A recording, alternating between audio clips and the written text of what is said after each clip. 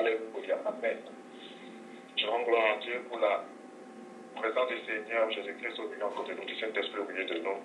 Nous disons merci au Seigneur pour tout ce qu'il essaie d'accomplir, pour tout ce qu'il essaie de faire dans nos vies de chaque jour, pour sa bonté sur lui, pour sa fidélité envers nous comme créatures. Celui-là qui a décidé du haut de ses trônes avoir ses yeux rivés toujours sur nous chaque jour, chaque instant, chaque seconde.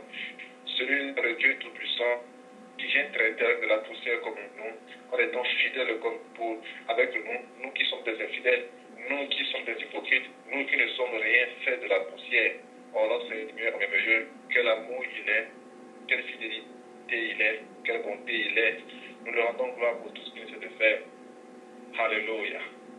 Lui n'est comme notre Dieu bien-aimé, lui ne peut faire comme lui, lui n'aime comme lui ne peut savoir comment il fait pour faire. Et lorsqu'il fait, c'est tellement parfait. Et ses œuvres sont parfaites, nous pouvons le remarquer par tout ce qu'il a créé. Et lorsque son œuvre vient d'accomplir des choses, c'est tellement parfaitement fait. Alléluia, nous ne pouvons pas le nier. Voilà pourquoi nous rendons gloire à Dieu. Car toutes choses concourent au bien de ceux qui aiment Dieu et tout ce qu'il fait. Même les épreuves par lesquelles nous passons, c'est pour notre bien. Et nous voulons lui dire merci. Nous disons merci au Seigneur. Nous allons continuer un peu encore dans tout ce que nous avons vu depuis la dernière fois par rapport au miracle de Jésus-Christ qui nous a encore appris combien de fois nous devons avoir nos yeux rivés seulement que sur Jésus-Christ, qui nous a appris combien de fois encore que Dieu seulement écoute ceux qui ont le cœur brisé. Nous nous rappelons de la première parole que Jésus-Christ a fait sortir de sa bouche parlant de la béatitude, où il a parlé de ceux qui ont le cœur brisé. Que ceux qui ont le cœur brisé, non pas le cœur brisé, mais l'esprit, excusez-moi, ceux qui ont l'esprit. Dès qu'il a ouvert la bouche, c'est lui des choses qu'il a. Ceux qui sont pauvres en esprit, ceux qui sont pauvres en esprit, c'est ceux-là qui ont le royaume de Dieu. C'est avec que le royaume de Dieu vient, bien aimé. Et nous avons vu dans le premier miracle de Jésus-Christ combien de fois cette parole a été encore illustrée dans cette histoire avec Marie, ou ce qui s'est passé à Cana, à ces noces-là. Alors, j'espère que vous m'entendez tous. Allô? Je me fais bien attendre, s'il vous plaît. Ok. Gloire à Dieu merveilleux. Donc, nous allons continuer encore. Nous allons encore continuer là-dedans, dans l'histoire de Jésus-Christ, la vie de Jésus-Christ qui est tellement parfaitement parfaite, nous ne pouvons pas le nier. Alléluia. La parole de Dieu déclare qu'au commencement était la parole. Nous sommes dans Jean 1. Au commencement était la parole. On nous dit ce qu'est la parole. On nous dit que la parole était avec Dieu et la parole était Dieu lui-même. Alléluia. Non seulement que la parole était avec Dieu, mais la parole était Dieu. Pour nous montrer qu'il n'y a aucune dissociation entre la parole et Dieu. Pour nous dire que Dieu c'est la parole et la parole c'est Dieu. La parole, s'il n'y a pas de parole, il n'y a pas de Dieu. Et Dieu ne peut être sans sa parole. Pour nous montrer cette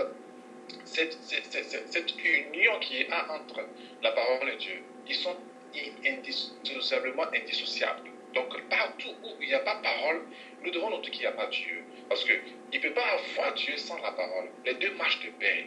La parole était avec Dieu. La parole est toujours avec Dieu. Et la parole c'est Dieu. Donc nous ne pouvons pas dire que nous aimons Dieu ou marchons avec Dieu et ne pas aimer sa parole. Nous ne pouvons pas dire que nous avons Dieu et nous n'avons pas la parole. C'est impossiblement impossible.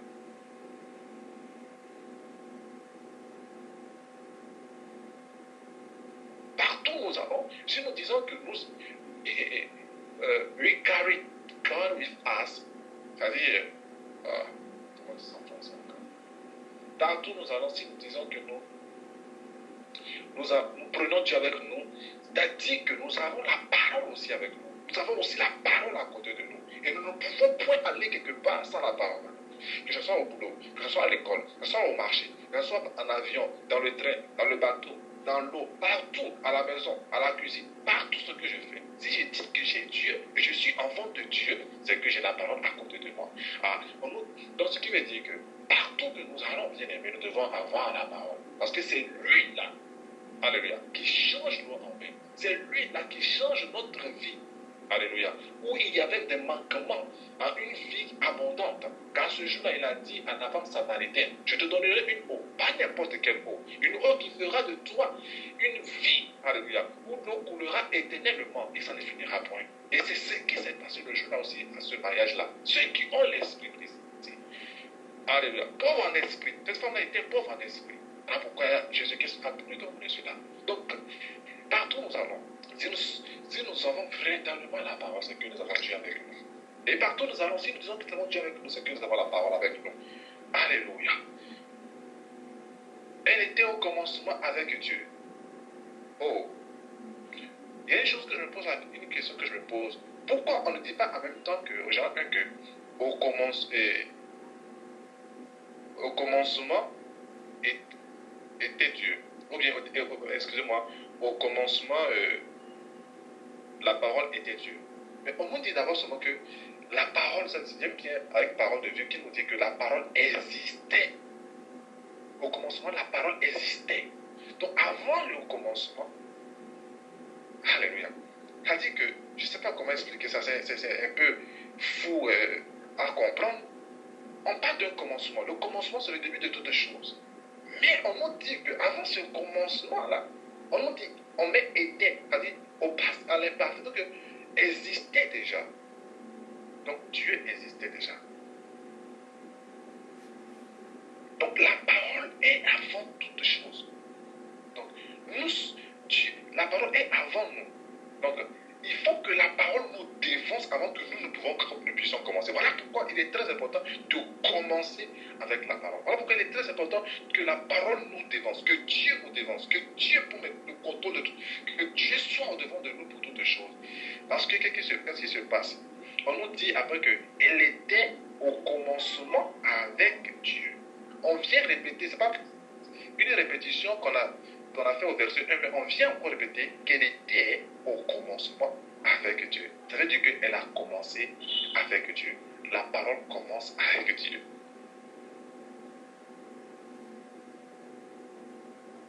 La parole et Dieu ont commencé. C'est comme si Dieu ne peut rien faire sans sa parole. C'est ça. Dieu ne peut rien faire sans sa parole. Elle était au commencement avec Dieu. Comme nous savons tous que Dieu dit, c'est comme s'il prend appui sur la parole pour pouvoir faire quelque chose. C'est comme s'il se concerte avec la parole pour pouvoir faire quelque chose. Il doit toujours se concentrer avec la parole pour pouvoir faire quelque chose. Il doit toujours marcher à longue avec la parole pour pouvoir accomplir quelque chose. Donc c'est comme si sans sa parole là, il ne peut pas faire quelque chose. C'est pas la parole seulement que Dieu agit. C'est pas sa parole qui bouge. C'est pas sa parole qui change les choses. C'est sa parole, pas sa parole qui a amené à exister des choses qui n'existaient pas.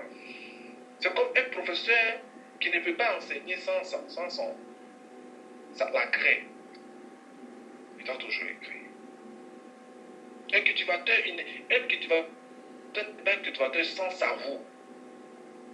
Alléluia. Toutes choses ont été faites par lui. Et rien de ce qui a été fait n'a été fait sans elle. Donc tout ce que nous voyons, tout ce que nous voulons,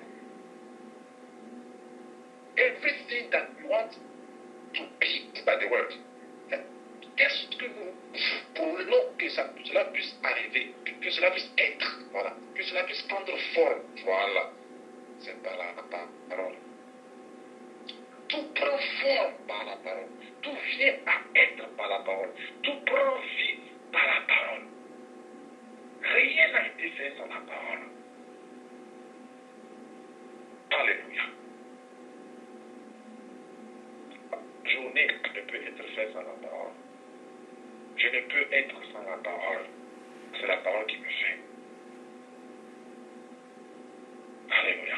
C'est la parole qui nous fait. Alléluia. Et en elle, on dit qu'il y a la vie.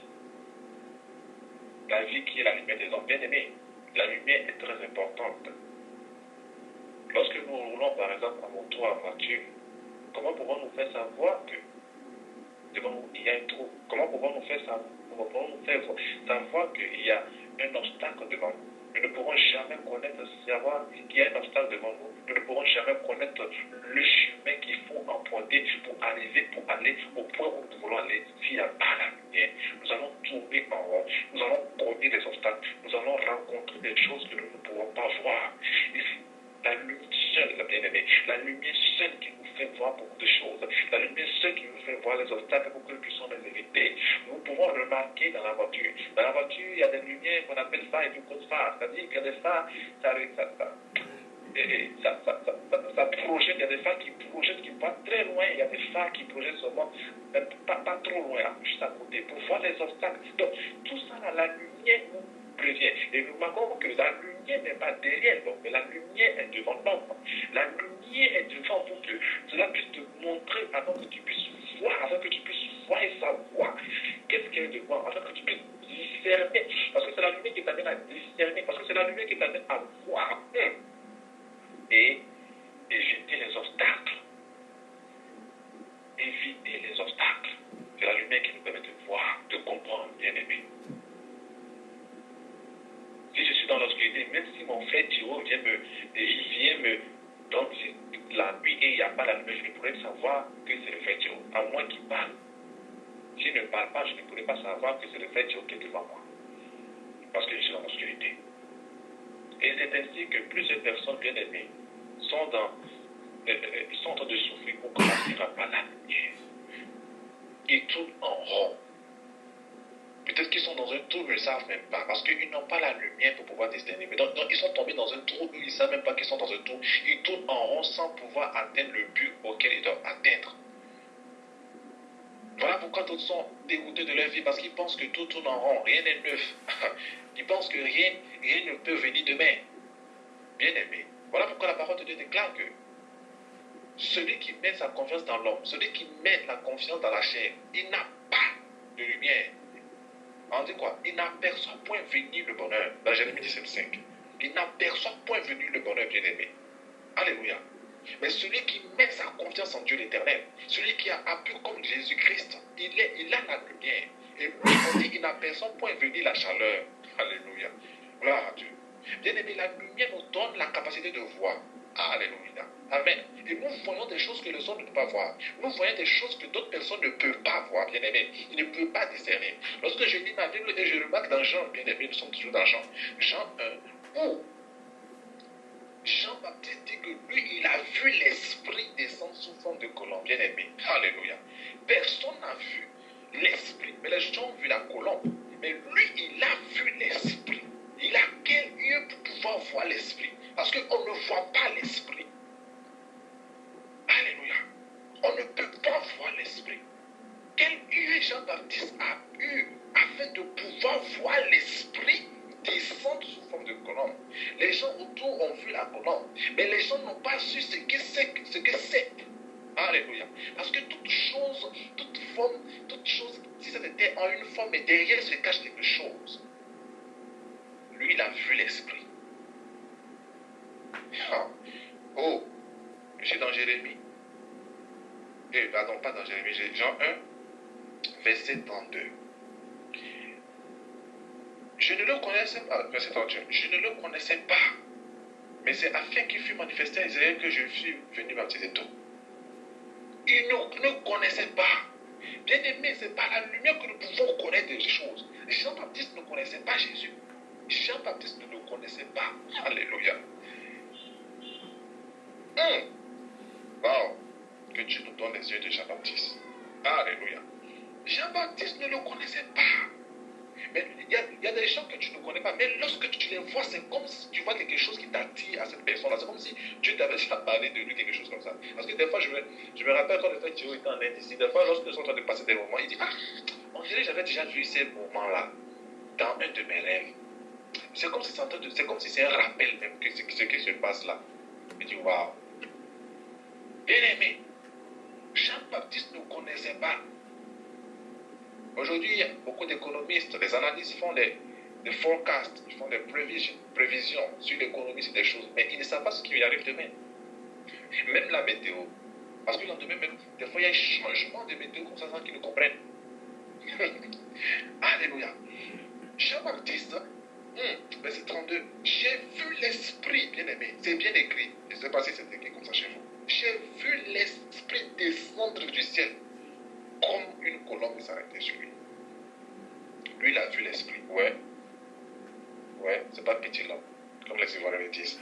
Ouais, c'est pas n'importe qui, bien aimé. C'est ces gens Dieu qu'on doit avoir.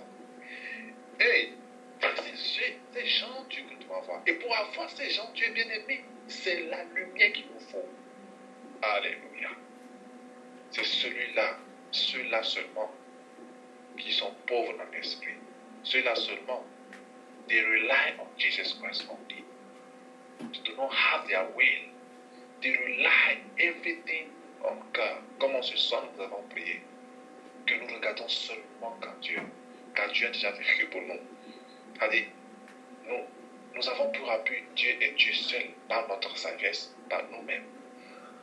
Car Jean-Baptiste n'avait aucune confiance en lui-même.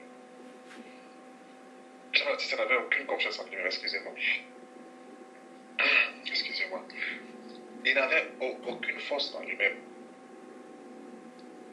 Voilà pourquoi il a pu voir l'esprit bien-aimé. Alléluia. Il a vu, il a rendu témoignage. Est-ce que nous pouvons remarquer comment de fois nous voyons la joie qu'un aveugle qui ne voyait pas, il était dans l'obscurité, et après, par la grâce de Dieu, il est guéri et il voit, bien aimé, il voit la lumière.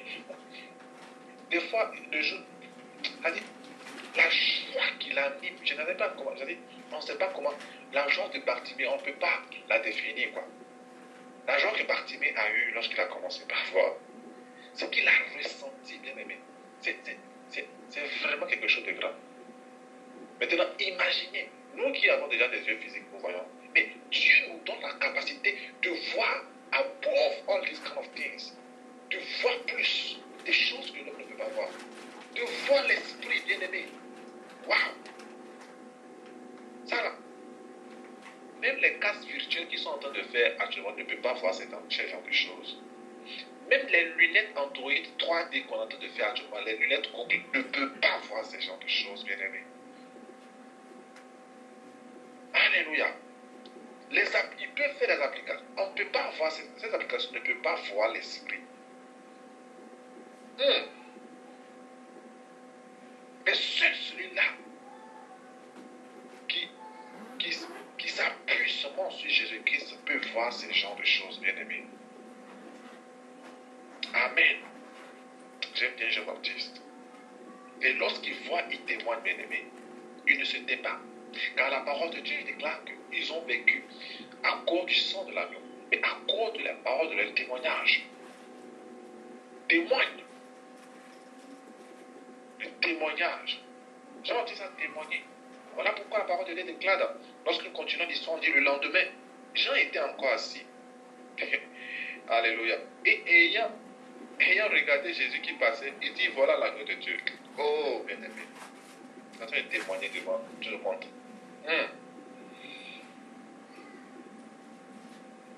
Voilà l'agneau de Dieu. Les gens regardent un homme passer. Mais lui, avec ces mêmes yeux-là, lui voit un agneau. Bien aimé. Il a simplement des yeux. Il a des yeux. Il n'est pas comme ce gars-là. Je n'ai son nom. C'est Balaam, non? Oui, Balaam. Il n'est pas comme Balaam, qui avait les yeux flous. Il ne voyait même pas. Qui était devenu aveugle. Jusqu'à ne pouvait même pas voir l'ange qui était devant lui. C'est un âne même qui lui parle. L'âne lui parle pour lui dire, toi tu vois qu'il y a une personne devant nous. C'est pas vrai. Balaam était devenu aveugle au point où il ne pouvait pas voir un animal voir. Et lui dit, Balaam, il y a quelqu'un devant. Bien aimé, nous devons faire attention à nos yeux, afin que nous devenions aveugles à ce point-là. Oh, c'est vraiment déplorable. Que celui-là qui demande la volonté de Dieu puisse maintenant devenir aveugle à ce point-là. Celui-là à qui Dieu parlait, Dieu parle. Devient aveugle à ce point-là qu'il ne peut même pas voir un ange qui est devant lui.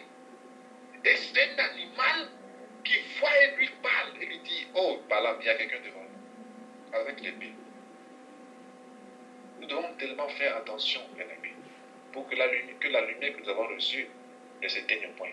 Car une voiture fait des accidents et est brisée. Les phares sont cassés, brisés. Mais si la voiture continue pas à rouler ici parce que le moteur est bon et il n'y a pas la lumière des phares, cette voiture ne va pas aller loin. Cette voiture va faire beaucoup plus d'accidents. Il faut arranger les phares. Même si le moteur marche, il faut arranger les phares afin de bien voir et continuer la route. Sinon, nous n'allons jamais arriver là où nous voulons arriver. Alléluia. Gloire à Dieu. Alléluia. C'est vrai que nous avons reçu Jésus. Nous devons faire attention à notre marche, afin que nous ne devenons point aveugles. Pour dire que non, j'ai reçu Jésus. Et nous sommes toujours aveugles, bien-aimés. Nous allons rencontrer beaucoup de mots. Nous n'allons pas arriver. Nous allons rencontrer beaucoup de dégradables en marchant quand tu n'as pas marché ici. Donc nous devons nettoyer nos yeux afin de continuer la marche, afin d'avoir cette lumière-là. Alléluia. Et Jean dit, voilà l'agneau de Dieu. Bien-aimés, lorsque nous nous levons et nous regardons, que voyons-nous? Lorsque nous voyons les gens, qu'arrivons-nous à voir, bien-aimés? La parole de Dieu déclare que Jésus-Christ allait faire les miracles. Il a fait les miracles et les gens ont cru en son nom à cause des miracles qu'ils ont vus. Mais la parole de Dieu déclare que Jésus ne se fiait point à eux parce qu'il les connaissait, parce qu'il connaissait leur cœur. Il les connaissait tous, donc il ne se fiait point à eux. Il les connaissait tous, donc il ne les regardait pas à eux. Donc, lorsque je vois, qu'est-ce que je regarde? Lorsque je regarde, qu'est-ce que je vois? Lorsque je vois un homme, qu'est-ce que je vois? Lorsque je me lève, je regarde la nature, qu'est-ce que je remarque? Ce sont des signes. Que voyons-nous aujourd'hui, le temps qui nous est en train de passer?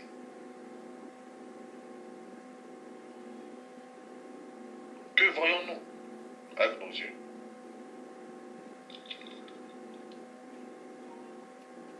Oui, allô? Je vais te voir, allô, là. Allô, vous m'entendez?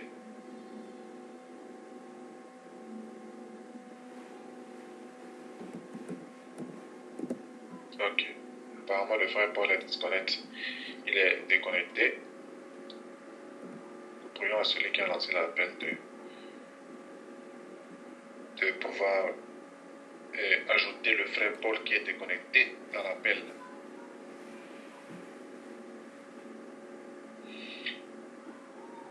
Il témoigne de Jésus-Christ.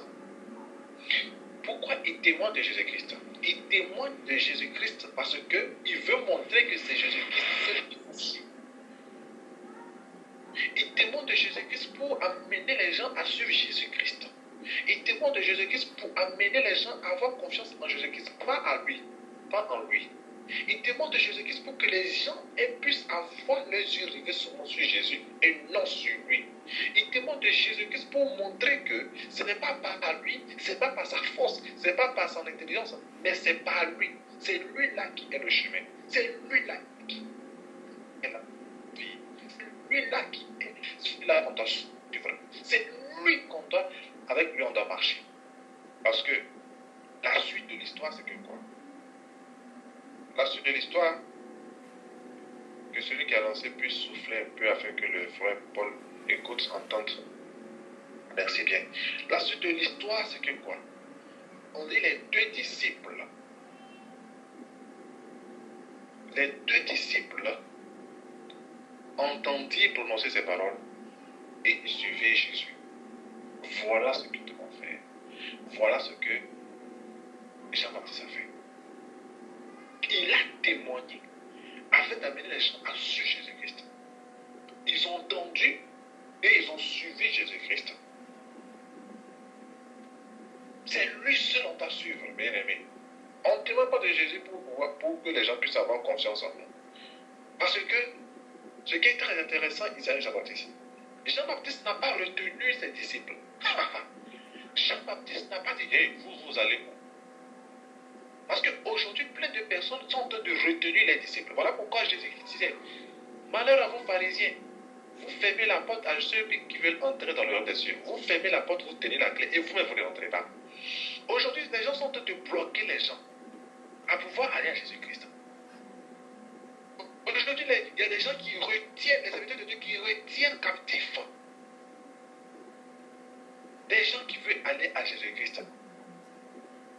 Bien-aimés, C'est Jésus-Christ qu'on t'assure. Ce n'est pas les églises qu'on t'assure. Ce n'est pas les dénominations, les noms qu'on t'assure. Ce n'est pas le pasteur qu'on t'assure. Ce n'est pas le prophète qu'on t'assure. Mais c'est Jésus qu'on t'assure. Donc un pasteur qui témoigne de Jésus-Christ doit amener cette personne-là à suivre Jésus-Christ et non à lui. Un prophète, même s'il prophétise des choses qui sont vraies chez toi, il doit t'amener à suivre Jésus-Christ. Un apôtre, il doit t'amener seulement à suivre Jésus-Christ, pas à lui. Voilà pourquoi, même si cette personne-là dans l'église vient à partir de l'église, cela ne doit rien dire au pasteur si cela vient de Dieu. Parce que nous devons comprendre quelque chose. Dieu veut notre bien. Dieu veut nous former. Dieu veut que nous puissions vivre sa nature divine. Dieu veut que nous puissions vivre par lui et par lui seul. Je peux être aujourd'hui dans une église. Oui, Dieu m'a mené à aller dans cette église-là. Et il a mis quelque chose dans ce pasteur-là afin que cette pasteur-là puisse m'enseigner et changer ma vie. Oui, pour pouvoir enlever les œuvres mortes. C'est vrai. Mais il a enlevé les œuvres mortes. Dieu voit qu'il y a des choses encore en moi qui ne sont pas bonnes. Il y a des choses en moi encore qui ne sont pas clean. Il y a des choses en moi qui ne sont pas propres. Or, il veut que je puisse vivre par sa nature divine. Il veut que je vive la crainte de Dieu. Et Dieu va tout faire parce que il veut mon bien. Il va m'amener quelque part encore, peut-être à un nom de Dieu, à un serviteur de Dieu, où en qui il a mis quelque chose pour changer ma vie. Il a mis des paroles, il a mis quelque chose en cette personne-là, afin que cette personne, quand il m'enseigne, il m'accorde la foi, afin que j'ai la foi de Dieu, afin que j'ai la foi malgré les situations, malgré les problèmes, malgré les difficultés, que j'ai une foi forte, que je marche par le Saint-Esprit. Voilà. Maintenant, si l'homme de Dieu te retient, dans l'église où tu étais, tu ne peux pas bénéficier de cette bénédiction-là. Voilà pourquoi il est très important, lorsque nous ne marchons pas à Jésus-Christ, laissons les gens aller à Jésus-Christ et non à nous. C'est ainsi que, même si je suis dans cette nouvelle deuxième église, j'ai la foi, j'ai le Saint-Esprit, mais si je n'ai pas l'amour de Dieu, je ne suis rien. Donc Dieu peut m'amener encore à quelqu'un d'autre, où lui, il parle de l'amour de Dieu, afin que je vive véritablement la vie de Dieu. Donc on ne peut pas bloquer les gens, ce n'est pas normal. Jean-Baptiste nous montre un exemple. Les deux disciples se sont levés rapidement, bien aimés. On dit bien qu'ils se sont levés et ils ont suivi Jésus. Jean-Baptiste ne s'est pas retenu. Jean-Baptiste ne s'est pas rappelé. Parce qu'il est la lumière. C'est lui qu'il faut suivre. C'est la lumière qui nous amène dans le droit chemin. Jean-Baptiste n'était pas la lumière, bien aimé. Jean-Baptiste n'était pas la lumière. Alléluia. Voilà pourquoi il montre la véritable lumière. Voilà pourquoi il montre le véritable chemin. Voilà pourquoi il montre celui-là qu'il faut suivre. Si nous sommes véritablement de Dieu, partout où nous allons, lorsque Dieu va nous utiliser, nous allons emmener les gens à suivre Jésus-Christ et non. Nous pouvons parler, mais nous allons toujours amener les gens à suivre Jésus-Christ. Alléluia. Parce que nous avons été touchés et nous-mêmes nous marchons par cette lumière-là. Parce que nous-mêmes ne sommes pas cette lumière, mais c'est lui-là qui est notre lumière. Jésus-Christ. Jésus se retourna et voyant qu'ils le suivaient, il leur dit, que cherchez-vous? Alléluia. Bien aimé, ici, ce n'est pas Jésus-Christ qui est venu frapper à la porte de ses disciples, mais c'est ses disciples qui sont venus à Jésus. Les deux disciples qui sont venus à Jésus. Et Jésus leur demande, que cherchez-vous?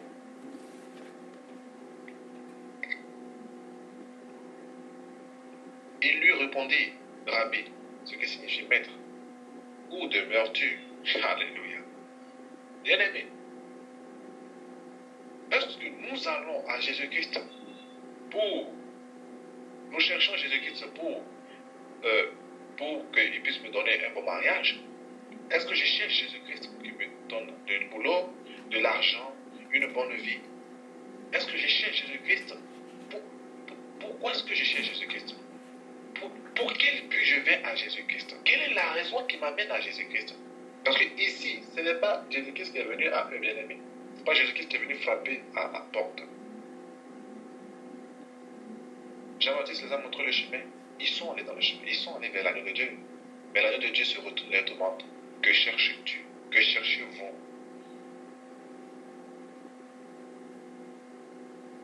me demande aujourd'hui pourquoi je le cherche, pourquoi je vais vers lui, quelle est ma réponse de la donner? Est-ce que je suis venu à lui pour qu'il change ma vie en devenant, en ayant les bonnes choses de ce monde? Une bonne vie, une bonne maison, des bons projets, une bonne carrière, un bon mariage. Tout ça là, c'est pas mauvais. Tout ça là, c'est bon. Mais est-ce que c'est le but pour lequel je cherche Jésus-Christ? Alléluia. J'aime bien la réponse là, j'aime bien la réponse que les disciples ont donnée à Jésus-Christ. Ils ont posé, c'est une réponse-question. Comme nous les Africains, nous avons l'habitude de répondre aux questions ainsi. Ils ont dit à Jésus-Christ, où demeures-tu? Où demeures-tu? Parce que lorsqu'on suit Jésus-Christ, on vient pour demeurer en lui. Ah! Ils allaient pour ne plus repartir. Ils allaient pour y rester, pour y demeurer, ne plus revenir. Parce qu'il est l'agneau de Dieu. On demeure. On ne quitte plus. Demeurer veut dire, c'est-à-dire qu'on ne bouge plus. Je ne bouge plus. Je reste là-bas. Je demeure là-bas, totalement. Demeurer. Voilà pourquoi qu'est-ce qu'il veut dire? Celui qui demeure en moi, et que ma parole demeure en lui. Demande tout ce que tu veux. Je te donnerai. Donc il faut d'abord demeurer. Donc les disciples sont venus à Jésus-Christ pour y demeurer, bien aimé. Ce n'est pas pour venir manger. Ah. C'est pour y demeurer. C'est ça le véritable disciple. Le disciple, c'est pour y demeurer. Alléluia. Où demeures-tu? Parce que nous voulons demeurer là-bas. Parce que nous ne voulons pas quitter là-bas. Nous allons rester là-bas avec toi. Où demeures-tu? Alléluia. Maintenant, la question que je dois me poser, est-ce que moi je cherche et je pour y demeurer? Ou bien je vais rester un peu là et retourner encore là où j'étais là, revenir de temps en temps, comme rendre visite à Théo, comme ça. Hein? Ou bien je suis allé pour y rester. Parce que quand on parle avec Jésus-Christ, on y reste pour de bon. On ne bouge plus. Alléluia. Amen. Venez. Là, dit-il, les foyers. Ils allaient et ils virent où ils demeuraient. Et ils restèrent auprès de lui ce jour-là. Amen. Bien-aimé, on ne t'a pas montré, on n'a pas démontré ici, bien expliqué ici la maison dans laquelle Jésus-Christ vivait. Parce que lui-même, il est le véritable. Parce que lui-même, il a la véritable maison. Venez, vous allez voir. Alléluia. Jésus-Christ n'a pas de maison parce que lui-même, il a la maison. Jésus-Christ n'a pas de 5-star hôtel parce que lui-même, c'est lui le véritable, le plus grand hôtel, c'est lui-même. C'est en lui. Et c'est en lui on demeure. Donc, si on demeure dans une personne, cette personne est la maison. Et il est la maison. Jésus-Christ est notre maison. On demeure dans la maison. Amen. Donc c'est en lui, c'est en Jésus-Christ qu'on demeure. Alléluia. Oh, que c'est intéressant. Ce n'est pas dans une maison quelconque. Bien aimé. Ce n'est pas dans un hôtel qu'on demeure avec Jésus-Christ. C'est en lui-même qu'on demeure. C'est dans lui-même qu'on demeure. Il est la véritable demeure. Parce qu'il est la véritable demeure, la mesure, bien aimé. Et lorsqu'on y entre, on ne peut plus retourner. Parce que c'est tellement bien qu'on ne peut plus retourner. Amen. André, frère de Simon, Pierre, était l'un des deux qui avait entendu les paroles de Jean et qui avait suivi Jésus-Christ. Il a entendu les paroles et il a suivi Jésus. Voilà pourquoi la parole de Dieu déclare. Mais à tous ceux qui l'ont reçu, quoi? La lumière, quoi? La parole. À tous ceux qui l'ont reçu, à ceux qui croient en son nom, elle a donné le pouvoir de devenir enfant de Dieu. Amen. Donc, il faut d'abord recevoir et croire. André a reçu, il a entendu, il a reçu la parole. Comment est-ce que j'entends? Comment est-ce que je reçois la parole? C'est la façon dont je reçois la parole que la parole a fait des choses en moi. Si je la reçois bien, ça fait de bonnes choses en moi. Si je ne la reçois pas bien, ça n'a pas fait de bonnes choses en moi. Donc le fait de recevoir est très important. Donc on dit, mais à tous ceux qui l'ont reçu, comment est-ce que je reçois la parole? Est-ce que je reçois la parole? Je ne sais pas comment expliquer. La façon de recevoir la parole est très importante. Bien aimé, nous savons tous qu'en Afrique, la façon de recevoir une personne, l'hospitalité, c'est important. Et quand les gens veulent dire, ah moi je suis allé chez lui, il ne m'avait pas bien reçu. Comment recevons-nous la parole? Comment recevons-nous Jésus-Christ? Parce que Jésus-Christ est la véritable parole. Comment recevons-nous Jésus-Christ? Comment recevons-nous sa parole?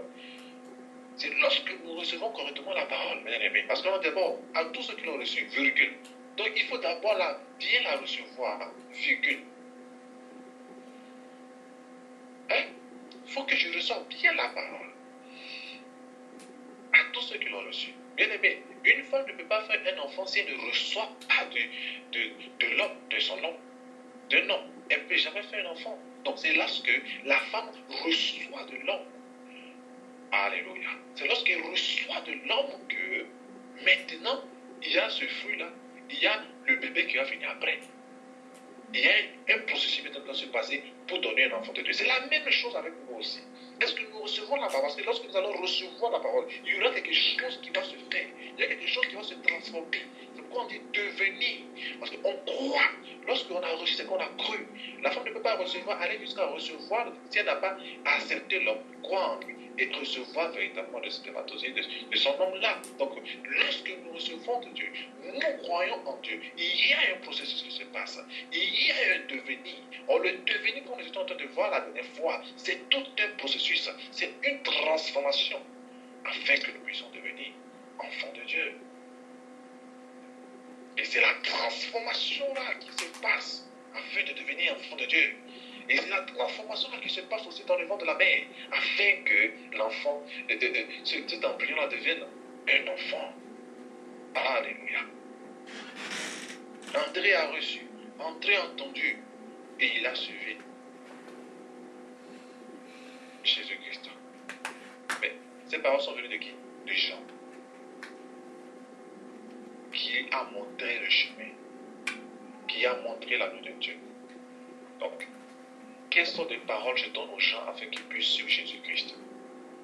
Bien-aimé.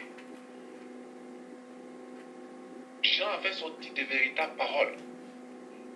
Des paroles afin que André se lève et touche et suive Jésus-Christ. Maintenant, moi comme ça, là, quel genre de paroles je fais sortir de ma bouche pour amener les gens à suivre Christ? Quel genre de paroles moi je fais sortir de ma bouche? Je dis je suis amour de Dieu. Je dis je veux gagner des âmes pour Dieu. Je vais amener les gens à Christ. Mais quelles sortes de paroles je fais sortir de ma bouche? Parce que ici, ce qui a amené André à quitter, c'est la parole qui est sortie de la bouche de Jean, qui a témoigné de Jésus. Quelle parole je fais sortir de ma bouche? Et qu'est-ce qui se passe après? André rencontre son frère Simon et lui dit, nous avons trouvé le Messie, ce qui signifie Christ. Moi, je lui pose une question. On n'a pas écrit quelque chose, on n'a pas écrit quelque part dans cette histoire que c'est comme ça Jésus-Christ leur a dit qu'il est le Messie.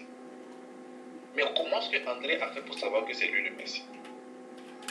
Ah, parce que lorsqu'on est en Dieu, on a un discernement pas possible. Ils sont venus, on nous a bien dit qu'ils ont demeuré en Dieu.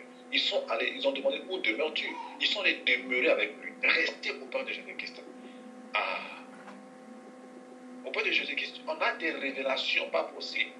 Ah, auprès de Jésus-Christ, Dieu nous donne des choses pas possibles. Dieu nous fait voir des choses qui surpassent notre entendement.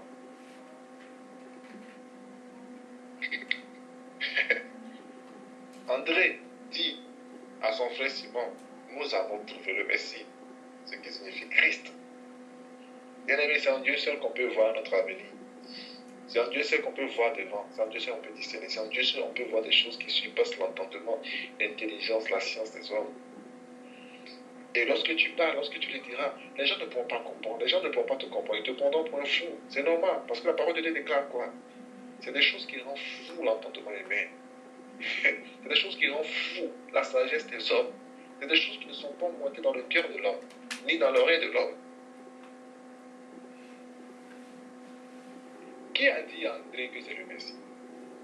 Jésus-Christ ne l'a pas dit ici. Qui lui a dit? C'est lorsqu'il est venu la demeurer en Christ qu'il a eu la révélation du Père. Et pardon, il a eu la révélation que Christ et Jésus était le Messie, c'est-à-dire Christ.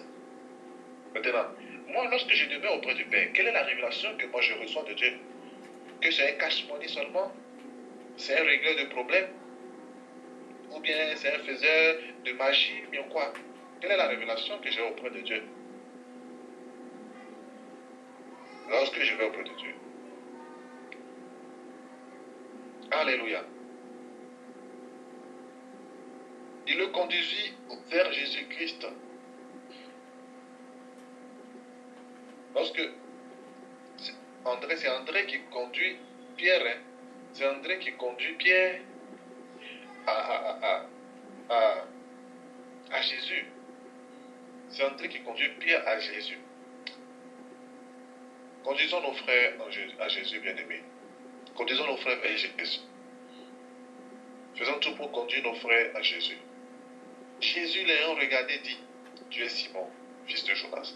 Tu seras appelé Céphas. Ce qui veut dire Pierre, ce qui signifie Pierre. Alléluia. C'est Jésus seul qui est et qui a la capacité de changer le nom. Quand je veux dire changer, le nom indique ce que nous sommes, notre identité, notre personnalité. Le nom est très important. Très très important. Qui est celui-là qui change notre vie? C'est Jésus-Christ qui change notre histoire. Jésus-Christ a changé l'histoire d'Abraham, a changé son nom. Il a changé le nom d'Abraham en Abraham. Père de multitudes de nations. C'est Jésus-Christ qui a la capacité, la puissance, le pouvoir de changer les choses en nous, de changer notre vie, excusez-moi, de changer notre identité, de changer notre personnalité, de changer notre tout, notre vie, ce que nous sommes, notre être. Les parents de Pierre lui ont donné comme nom Céphas. Simon. Tu es Simon. Voilà, Simon, pardon, excusez-moi. Excusez-moi. Les parents de Simon, les parents de Pierre lui ont donné le nom Simon. Bon, c'est ceux qui se sont basés quelque chose pour lui donner le nom Simon. Chez nous, par exemple, en Afrique, bon, je ne sais pas chez vous, mais chez nous au Togo, on ne donne pas un nom simplement comme ça à son fils, ou à sa fille, ou à ses enfants. C'est grâce à quelque chose, on donne un nom qui signifie quelque chose. Ou bien, nous sommes amusés ici un jour lorsque chacun donnait l'explication de son nom. On a vu combien de fois le nom de tous, nous tous, avaient une signification vraiment importante, forte. Mais cela vient du cœur de nos parents qui ont voulu nous donner ce nom-là. Bien. Maintenant, Jésus-Christ veut faire quelque chose avec toi.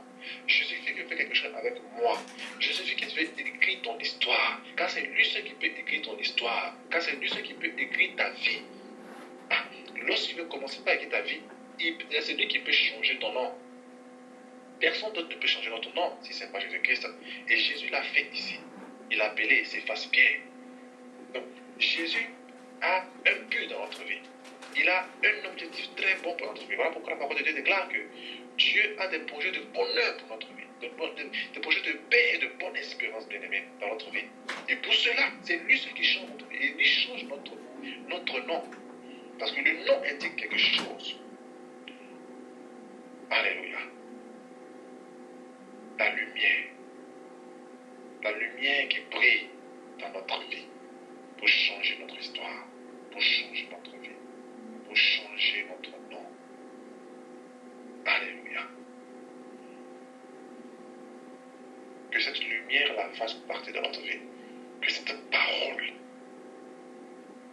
impacte notre vie. La parole qui est Jésus-Christ soit notre quotidien, chaque jour. Et que Dieu nous bénisse tous. Amen.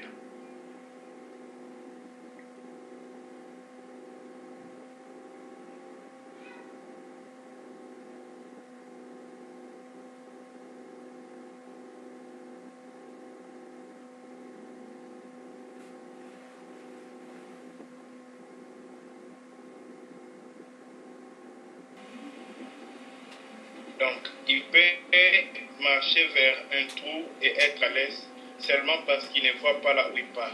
Alors, nous avons besoin, dans un monde plein de ténèbres comme celui-ci, d'avoir un cœur bien éclairé afin de discerner qu'est-ce que nous disons, qu'est-ce que nous faisons afin d'arriver là où le Seigneur veut que nous puissions arriver. Sinon, si nous n'avons pas la lumière, nous pouvons faire beaucoup de pas et aller plus loin de ce que Dieu nous attend. Donc, prions que le Seigneur nous donne le discernement dans nos cœurs afin de comprendre comment marcher, comment faire, comment parler, comment tout faire dans la vie.